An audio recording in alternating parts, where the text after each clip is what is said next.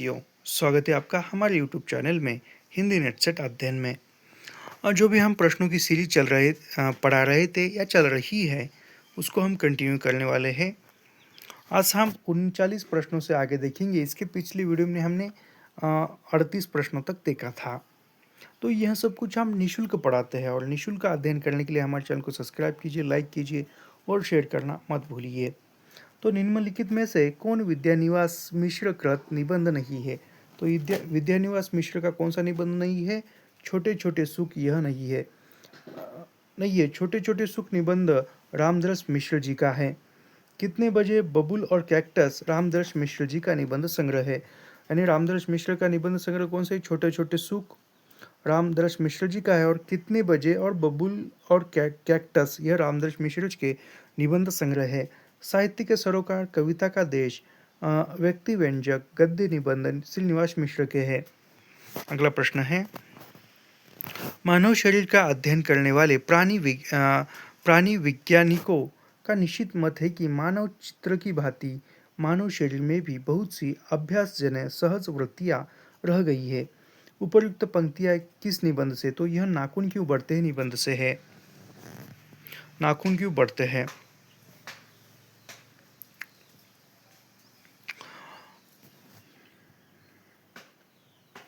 यह पंक्तियां जो है नाखून क्यों बढ़ते हैं निबंध से है। निबंध से उद्भृत यह निबंध हजारी प्रसाद द्विवेदी द्वारा रचित है। यानी हजारी प्रसाद द्विवेदी द्वारा रचित है यह। इनके अन्य निबंध यानी हजारी प्रसाद द्विवेदी के अन्य निबंध कौन से है?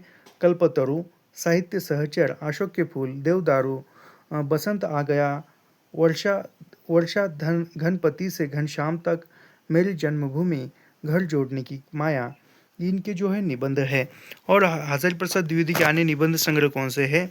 तो उनके निबंध संग्रह है अशोक के फूल 1948, कल्पलता 1951, मध्यकालीन धर्म साधना 1952, विचार और वितर्क 1957, विचार प्रवाह 1959, कुटज 1964, आलोक पर्व 1972। ये जो है यह हजारी प्रसाद द्विवेदी के निबंध संग्रह है, याद रखिए। अगला प्रश्न पढ़ते हैं। शिवशंभु के चिट्ठी बाल मुकुंद गुप्त का निबंध है। मजदूरी और प्रेम सरदार पूर्ण सिंह का है। उठ जाग मुसाफिर विवेकी राय का है। आगे पढ़ते हैं। शोर ध्वनि के संबंध में निम्नलिखित तथ्यों पर विचार कीजिए। अभी शोर ध्वनि है, उनके संबंध में विचार करते हुए यहाँ पर हम सीधा उत्तर ही पढ़ेंगे। तो शोर मुख विवर के आधार पर यानी मुख विवर के आधार पर जो है क विवर आ होता है, अर्ध विवर अ य। यानी मुख विवर कौन से है? मुख विवर के आधार पर जो स्वरों का वर्गीकरण है वो कौन सा है? विवर विवृत्त आ है। विवृत्त स्वर कौन सा है? आ है। अर्ध विवर्त कौन सा है? अर्ध विवर्त यानी अ, यानी हमारा जो मुंह है या ओठ है वो आधे ही खुलते हैं, अर्ध विवर्त। तो वो कौन सा है? अ ए ओ, ये कौन सा है? अर्ध विवर्त है। फिर संवर्त, संवर्त कौन से है स्वर? तो ई उ, ये कौन से है? संवर्त है। फिर ईशत संवर्त ए और ओ। जीवा की स्थिति के आधार पर अग्रस्वर यानी जीवा की स्थिति के आधार पर अग्रस्वर कौन से है? ई ए, ये कौन से अग्रस्वर है? मध्यस्वर कौन से? अ, मध्यस्वर एक ही है कि अ? पश्य स्वर है आ उ ओ आ। ओष्ठ स्वर है, ओष्ठ के आधार पर है अवर्ती मुख, अ आ ई ए ओ। और वृत्तमुखी कौन से? उ ओ, ये है विवर्ती। अगला प्रश्न है, क्रिया के संबंध में निम्नलिखित तथ्य है। यानी क्रिया के संबंध में निम्नलिखित तथ्य जो है वो कौन से है? तो क्रिया के संबंध में एक तथ्य है, जो क्रिया ये वाक्य के अंत में रहकर वाक्य को समाप्त करती है वे समापिका क्रियाएं कहलाती है। यानी जिस क्रिया से वाक्य समाप्त होता है उसको समापिका क्रिया कहते हैं। जिस शब्द के प्रयोग द्वारा किसी वस्तु के विषय में विधान किया जाता है उसे क्रिया कहते हैं। यानी जिस शब्द के प्रयोग द्वारा यानी कौन सी किसी वस्तु के विषय में विधान किया जा रहा है, किसी वस्तु के बारे में बताया जा रहा है, तो उसको क्रिया कहते हैं। क्रिया के मूल अंश को धातु कहते हैं। यानी क्रिया के मूल अंश को क्या कहते हैं? धातु कहते हैं। अगला प्रश्न है, भारतेंदु युगीन कविता के निम्नलिखित कथनों पर विचार कीजिए। दशरथ विलाप और फूलों का गुच्छा खड़ी बोली में लिखित रचनाएं हैं। यानी दशरथ मिलाप और फूलों का गुच्छा यह खड़ी बोली में लिखित रचनाएं हैं। गीत गोविंद और वर्षा विनोद यह भारतेंदु हरिश्चंद्र की रचनाएं हैं। भारतेंदु हरिश्चंद्र ने प्राप्त सम्मेलन कविता में बांग्ला पयार छंद का प्रयोग किया है। यानी भारतेंदु के किस कविता में बंगला पयार छंद का प्रयोग हुआ है? तो प्राप्त सम्मेलन में हुआ है, याद रखना।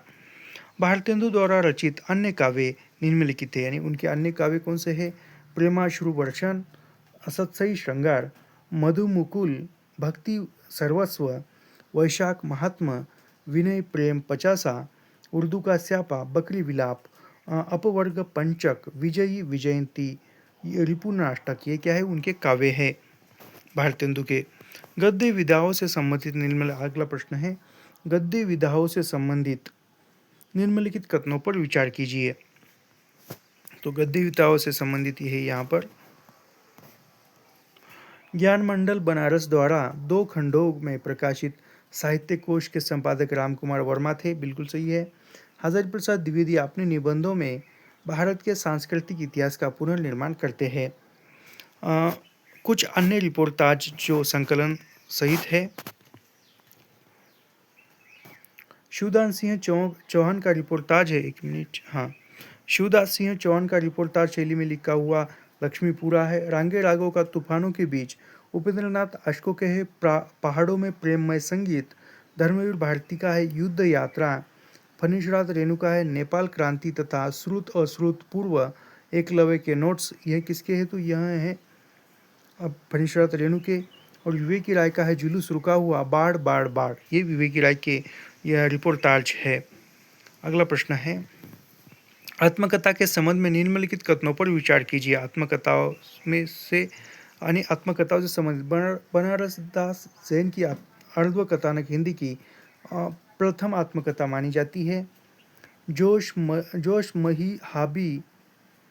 मलिहाबादी की यादों की बारात, अमृता प्रीतम की रसीदी टिकट तथा हंस वाडेकर की सुनो सुनाती हूँ अनुदित आत्मकथाएं उदाहरण हैं।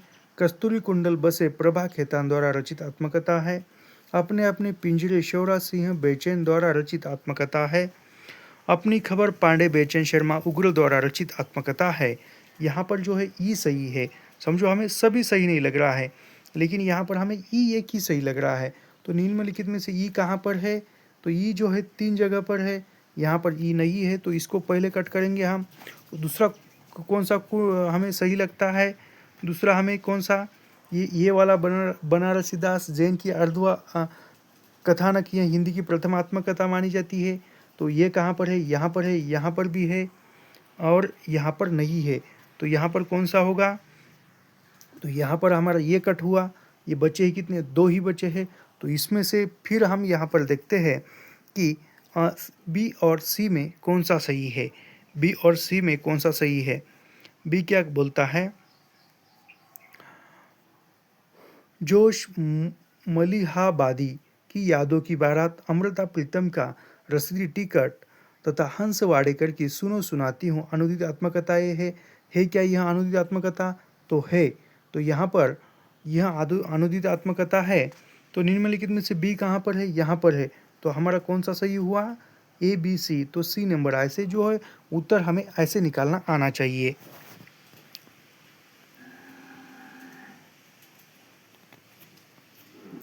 यहाँ पर जो आत्मकथा दी है वह राजेंद्र प्रसाद की आत्मकथा नाम से ही है। योगी हरि की आत्मकथा मेरा जीवन प्रवाह है। अंबिका दत्त व्यास की आत्मकथा है नीच वृत्तांत। राहुल संस्कृत्यन की आत्मकथा है मेरी जीवन यात्रा। रमणिका गुप्ता की आत्मकथा है हद से। मैथिली पुष्पा की है कस्तूरी कुंडली बसे, ये मैथिली पुष्पा की है। प्रभा खेतान की है गुड़िया भीतर गुड़िया, अन्या से अनन्या। और चंद्र किरण सोरेक्सा की आत्मकथा है पिंजरे की मैना। ये काफी महत्वपूर्ण है। अगला प्रश्न पढ़ते हैं। काव्य दोष से संबंधित सही उदाहरण है, यानी काव्य दोष से संबंधित सही उदाहरण कौन से है? यहाँ पर पढ़ते हैं। किलष्ट तत्व दोष, वेद नखता ग्रह जोर अरत करी को बरजे हम खात।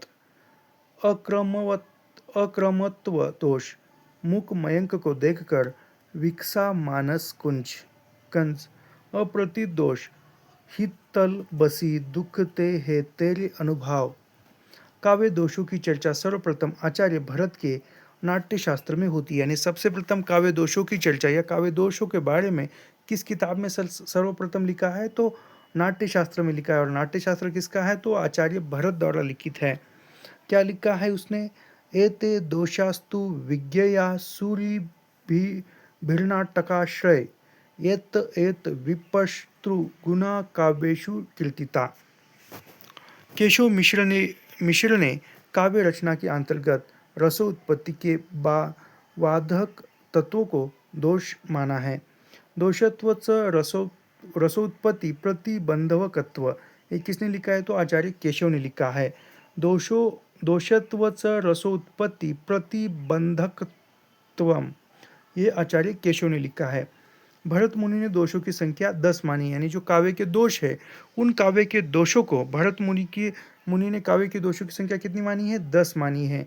आचार्य वामन ने दोषों को 4 भागों में बांटा है। यानी आचार्य वामन ने काव्य दोषों को कितने भागों में बांटा है, 4 भागों में बांटा है। वो भाग कौन से हैं, पदगत दोष, पदार्थगत दोष, वाक्य दोष और वाक्यार्थ दोष। इसका क्रम यदि परीक्षा में पूछता है तो याद रखना, वाक्यार्थ दोष अंतिम है और वाक्य दोष यह 3 नंबर का है, और 2 नंबर पर है पदार्थ दोष और सबसे प्रथम है पदगत दोष। ये याद रखना, परीक्षा में पूछा जा सकता है।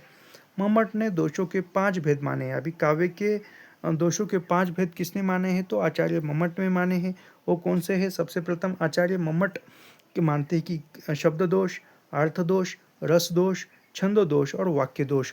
तो याद रखना यहाँ पर निम्नलिखित काव्य दोष, नहीं तो आचार्य मम्मट के काव्य दोषों को पहचानिए।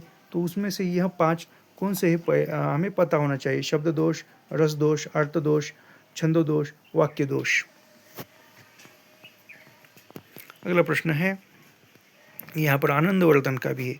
आनंदवर्धन ने दोष की जगह औचित्य शब्द का प्रयोग किया है। यानी काव्य के दोष जो होते हैं, उस दोष की जगह पर औचित्य शब्द का प्रयोग किसने किया है, तो आनंदवर्धन ने किया है, याद रखना। उनके अनुसार प्रमुख काव्य के दोष निम्न होते हैं। यानी वर्धन ने काव्य के दोष कितने माने हैं, तो उन्होंने जो है 6 काव्य के दोष नहीं 10 माने हैं, 10 काव्य के दोष माने हैं। श्रुति कटुत्व, क्लिष्टत्व, न्यून पदत्व, अधिक पदत्व, ग्राम्यत्व, अंशिलत्व, चतुसंस्कृति, संदिग्ध, पुनरोक्त और स्वशब्द वाच्य, ये किसने, आनंदवर्धन ने काव्य के भेद माने हैं।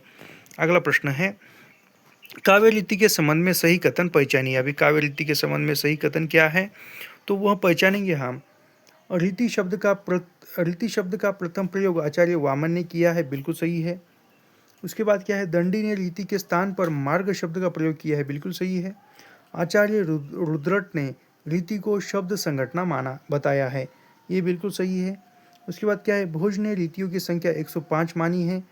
और हृदय के रागात्मक भावों की अभिव्यंजना करने वाली रीति गौड़ रीति है। तो इसमें से सही कौन से है, तो ABCD यह जो है यहाँ पर काव्य रीति से संबंधित कथन है। रीति शब्द का प्रयोग आचार्य वामन ने सर्वप्रथम किया, याद रखना।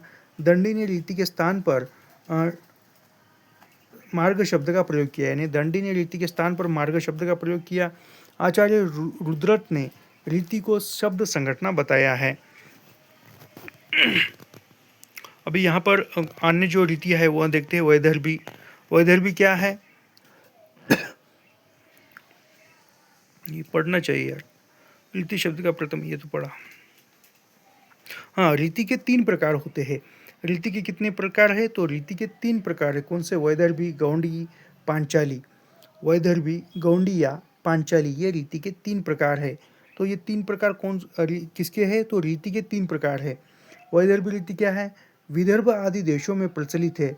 यह दोष रहित वीणा के स्वरों के समान मधुर कुछ इस प्रकार की विशेषता से संबंधित है जो कि शब्द और अर्थ के चमत्कार से भिन्न है। यानी शब्द और अर्थ इससे भिन्न है, उसको क्या है, वैदर्भी रीति मानते हैं। और वैदर्भी रीति क्या है, विदर्भ देश से प्रचलित है। फिर क्या है, गोंडिया रीति ओज क्रांतिमयी होती है, जिसमें मधुरता और सुकुमारता का अभाव रहता है। इसमें समास का बहुत प्रयोग होते हैं तथा उग्र पदों वाली यह रीति होती है। यानी उग्र पदों वाली कौन सी रीति है, तो गोंडिया है। फिर पांचाली रीति क्या है, तो पांचाली रीति जो है माधुर्य और सुकुमारता से संपन्न पांचाली रीति होती है। माधुर्य और सुकुमारता किस रीति में आती है, तो पांचाली रीति में आती है। यह अगठित भाव शिथिल छाया युक्त मधुर और सुकुमार होती है। रुद्रट के अनुसार रीति के 4 भेद है। यानी रीति के 4 भेद किसने माने हैं, रुद्रट ने। कौन से, वैदर्भी, पांचाली, लाटी और गौड़ी। कुंतक ने कवि स्वभावानुरूप तीनों मार्गों को स्वीकार करता है। यानी आचार्य कुंतक का मानना है कि कवि जो है स्वभाव अनुकूल, उसका स्वभाव होता है कवि का, वह 3 मार्ग स्वीकारता है। कौन सा, सुकुमार, विचित्र और मध्यम। अगला प्रश्न है, कल्पना के संबंध में कॉलरिज के कथनों पर विचार कीजिए। यानी कल्पना के संबंध में कॉलरिज के कौन कौन से कथन है। तो कल्पना को कॉलरिज ने ईश्वरीय शक्ति माना है, जिसका गुण है सृजन। यानी ये कॉलरिज कल्पना के बारे में क्या कहते हैं कि कल्पना को कॉलरिज ने ईश्वरीय शक्ति माना है और जिसका गुण क्या है, सृजन। कॉलरिज कल्पना के 2 भेद मानते हैं। यानी कॉलरिज कल्पना के 2 भेद मानते हैं। कौन सा, मुख्य कल्पना और गौण कल्पना। मुख्य कल्पना की अवस्थिति जन सामान्य के मस्तिष्क में भी होती है, जबकि गौण कल्पना मुख्यतः दार्शनिक तथा कलाकार की विशेषता है। वर्ड्सवर्थ और कॉलरिज दोनों मित्र थे। वर्ड्सवर्थ और कॉलरिज क्या है, दोनों मित्र थे। रिलिकर बैलेट्स नामक कविता दोनों के सहलेखन में लिखी गई है। यानी रिलिकर्स बैलेट्स यह कॉलरिज और वर्ड्सवर्थ दोनों के संबंध में लिखी गई है। और वर्ड्सवर्थ ने रिलिकर्स बैलेट्स इस ग्रंथ की भूमिका 4 भागों में लिखी है। उसके शीर्षक क्या है, ये क्या है, सब कुछ पढ़ाया हुआ है और इसी सीरीज में बताया हुआ है हमने। कॉलरिज प्रत्ययवादी थे। यानी कॉलरिज किस कौन सी बात से संबंधित थे, प्रत्ययवादी। उनकी काव्य संबंधी धारणा जैववादी सिद्धांत पर आधारित थी। यानी कॉलरिज की जो काव्य संबंधी धारणा थी वह कौन सी है, जैववादी पर आधारित थी। कॉलरिज की प्रमुख रचनाएं, अभी कॉलरिज की प्रथम रचना कौन सी है, the friend aids to reflection, church and state confession of and enquiring spirit. ये कॉलरिज की रचनाएं हैं। अगला प्रश्न है, अंग्रेजी शिक्षा के संबंध में उपयुक्त कथन है। अंग्रेजी शिक्षा के संबंध में उपयुक्त कथन कौन से हैं। अंग्रेजी शिक्षा भारतीयों की धर्म के प्रति आस्था को कमजोर करने वाली थी। यानी अंग्रेजी शिक्षा कैसी थी, भारतीयों की जो धर्म के प्रति आस्था थी उसको कमजोर करने वाली थी। अंग्रेजी शिक्षा ने सरकारी नौकरियों में भारतीयों के प्रवेश के द्वार खोले। यानी सरकारी नौकरी लगने में या सरकारी नौकरी पाने में आसान रास्ता बनाया अंग्रेजी शिक्षा ने। अंग्रेजी शिक्षा के प्रसार के लिए सरकार ने नए शिक्षा संस्थान खोले। अंग्रेजी शिक्षा के संदर्भ में अन्य कथन हैं,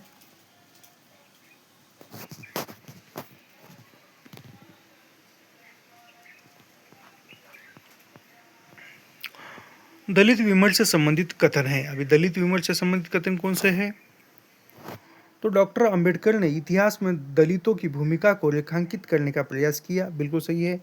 ज्योतिबा फुले ने सत्यशोधक समाज की स्थापना की। दलित आत्मकथाएं एक व्यक्ति के बहाने समाज का यथार्थ प्रस्तुत करती है। दलित चिंतक वर्ण आश्रम व्यवस्था की निंदा करते हैं। दलित साहित्य वेदना, चीख और छटपटाहट का साहित्य है। दलित लेखन का आरंभ सबसे पहले मराठी साहित्य में हुआ। यानी दलित लेखन का आरंभ सबसे प्रथम कहाँ पर हुआ, तो वह होता है कहाँ पर, मराठी साहित्य से दलित लेखन का प्रारंभ हुआ। दलित साहित्य शुद्ध कला न होकर एक सामाजिक आंदोलन है। यानी दलित साहित्य क्या है, एक कोई शुद्ध कला नहीं है, तो एक सामाजिक आंदोलन है। दलित साहित्य का आरंभ 1980 के बाद आत्मकथा लेखन से हुआ। यानी सबसे प्रथम दलित साहित्य का आरंभ 1980 के बाद आत्मकथा लेखन से ही होता है। अगला प्रश्न है, सतपुड़ा के जंगल कविता में जंगल के संबंध में कौन कौन से विशेषण उपयुक्त है। जंगल के लिए कौन कौन से उन्होंने विशेषण उपयुक्त बताए हैं, तो कौन कौन से बताए हैं, तो यहाँ पर नींद में डूबे हुए से ये बताया है।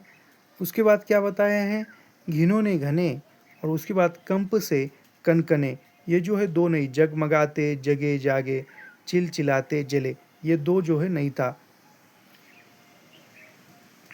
इसके या ये जो पर्याय में विकल्पें दिए हुए ये थे, उसको छोड़कर भी अन्य विशेषण हैं। नींद में डूबे हुए से, घिनौने घने, कंप से कनकने, ऊँघते अनमने, कष्ट से ऐसने, अजगरों से भरे, गति से परे, लताओं के बने। ये जो है यह जंगल के लिए विशेषण बताए हैं लेखक ने। अगला प्रश्न है, प्रिय प्रवास किन छंदों में रची गई रचना है, यानी प्रिय प्रवास में किन किन छंदों को उजागर किया है, किन किन छंदों का प्रयोग किया है। तो द्रुत विलंबित, शार्दुल विक्रीडित और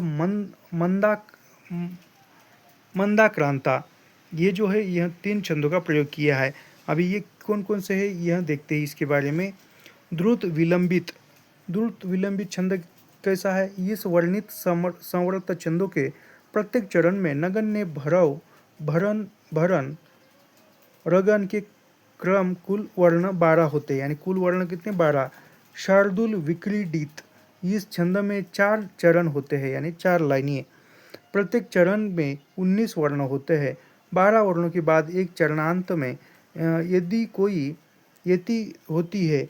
गणों का क्रम इस प्रकार है, मगन, सगन, सगन, तरन, तरन, ये जो है यहाँ पर है। और मंदक्रांता क्या है, मंदक्रांता इस वर्णित सवर्त छंद के प्रत्येक चरण में भरन, नगन, तरन और 2 गुरु के क्रम से 17 वर्ण होते हैं तथा 10-17 वर्णों पर यति होती है। अगला प्रश्न है, भ्रमर गीत पदों में गोपियाँ उद्धव को किन वचनों से संबोधित करती है, यानी भ्रमर गीतों में गोपियाँ जो है उद्धव से किन शब्दों से संबोधित करती है या बुलाती है। तो यहाँ पर क्या है, जोग सिकावन पांडे, मधुकर मधु मतवारे, घोष बड़ो व्यापारी। अगला है, महिला या आंचल उपन्यास की स्त्री पात्र है। तो स्त्री पात्र कौन कौन सी है महिला आंचल की।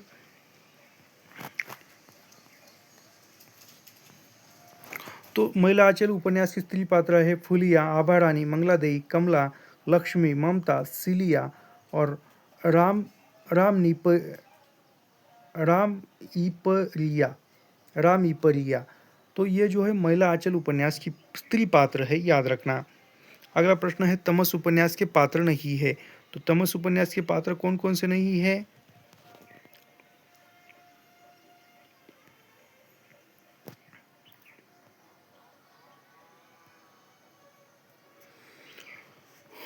आवाज नहीं आ रही क्या, मैंने बोला ही नहीं तो आवाज कहाँ से आएगी। तो तमस उपन्यास के पात्र जो है वह कौन कौन से है। तो तमस उपन्यास के पात्र जो है यहाँ पर हरनाम सिंह है, उसके बाद हयात वक्त है और फिर देवदत्त है। ये जो है यहाँ तमस उपन्यास के पात्र है। तमस उपन्यास के अन्य पात्र देखते हैं, हरनाम सिंह, हयात बख्श, देवदत्त, नथु जो है वह सुअर को मारने वाला, बख्शी जी, अजीज, मास्टर रामदास, मेहता, अजीत सिंह, देवराज शंकर, कश्मीरी लाल, जनरल, रिचर्ड, हकीम जी, सरदार जी, मौलादाद और लक्ष्मी नारायण, यह जो है यह तमस उपन्यास के पात्र है।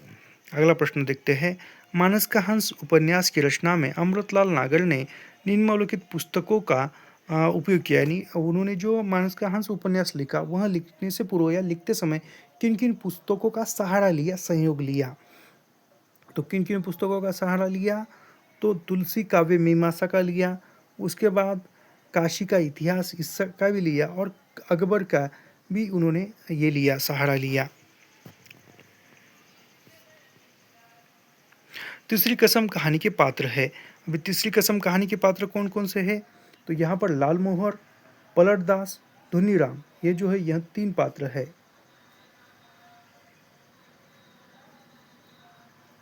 लाल मोहर, पलटदास, धुनीराम, ये तीसरी कसम कहानी के पात्र है।